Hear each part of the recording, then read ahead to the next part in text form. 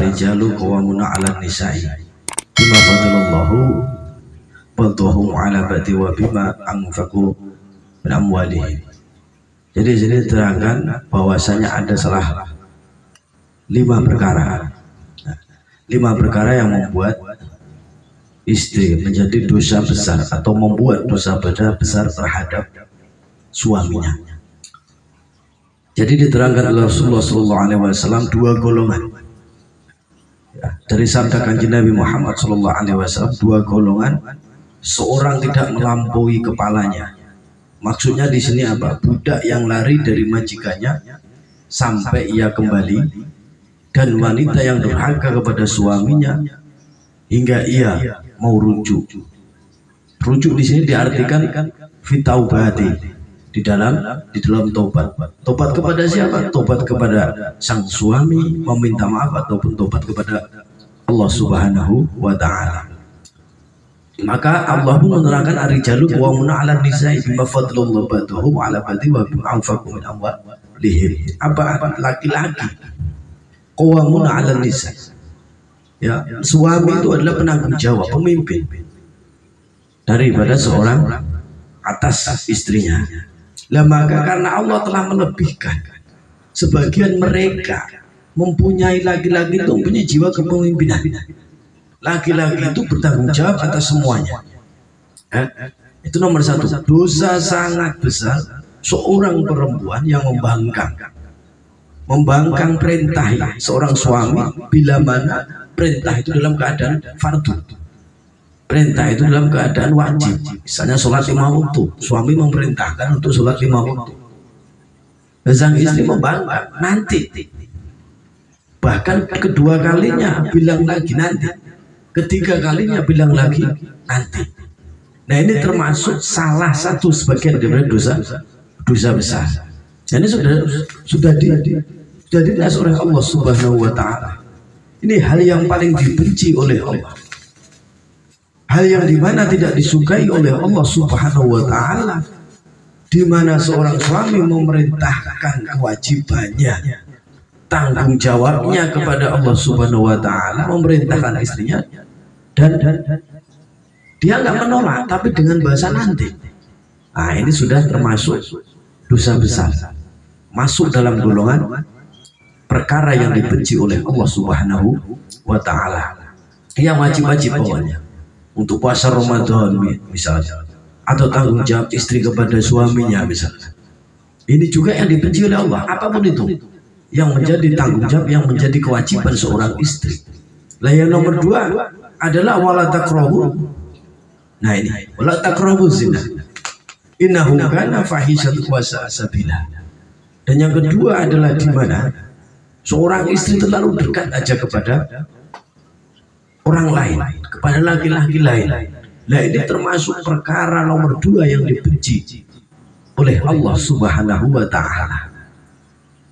Nah ini berbahaya. Walaupun pertama hanya mungkin ngobrol, mungkin mendekat, mungkin biasa. Nah ini yang sering dikhawatirkan.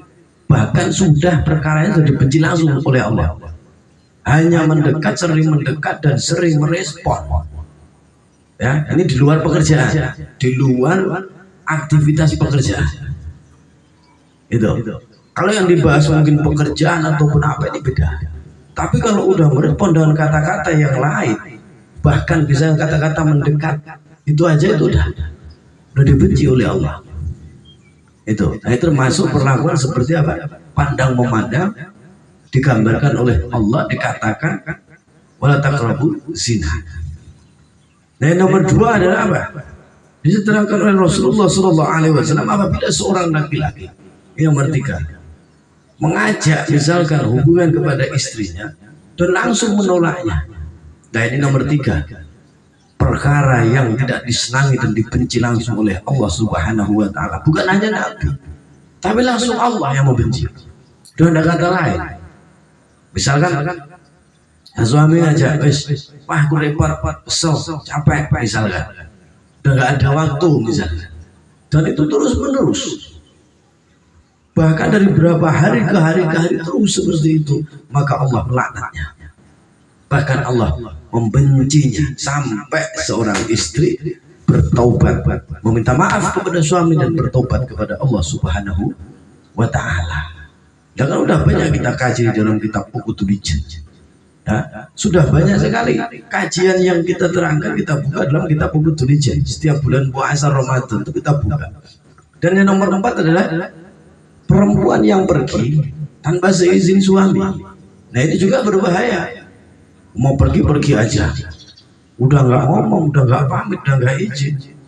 Ini keluarnya satu langkah, mereka keluar dari rumah tanpa izin seorang suami, maka itu adalah laknatullah.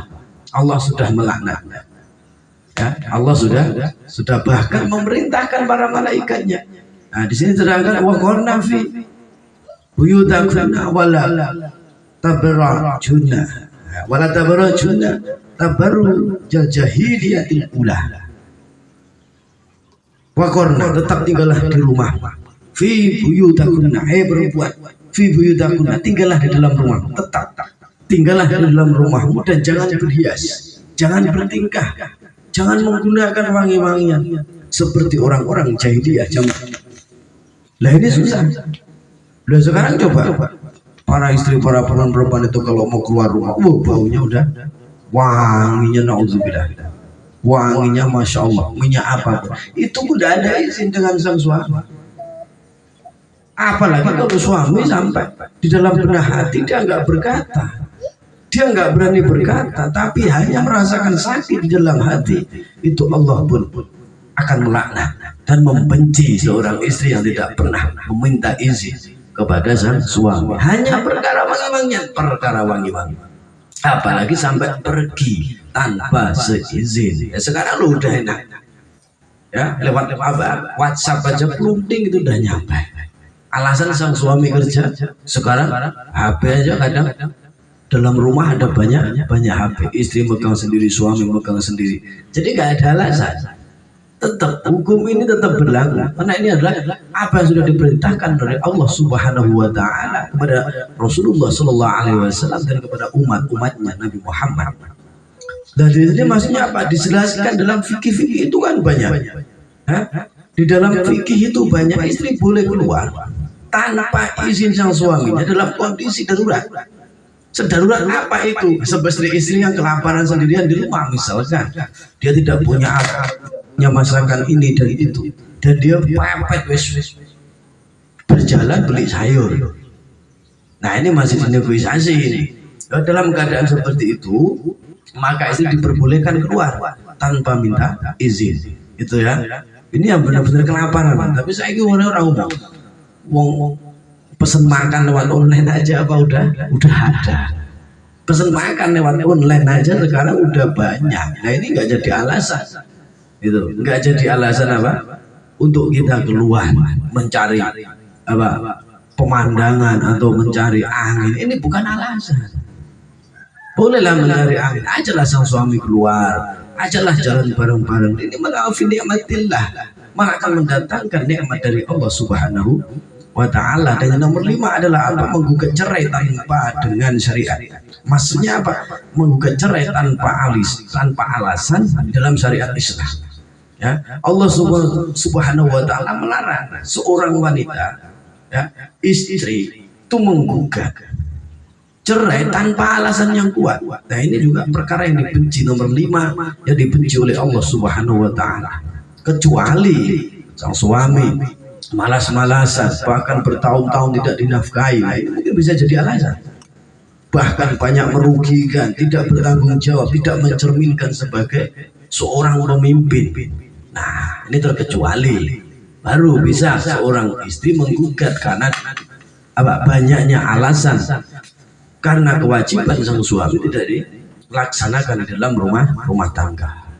Tapi kalau tidak ada alasan, tiba-tiba mengajak cerai atau menggugat, nah ini fatal.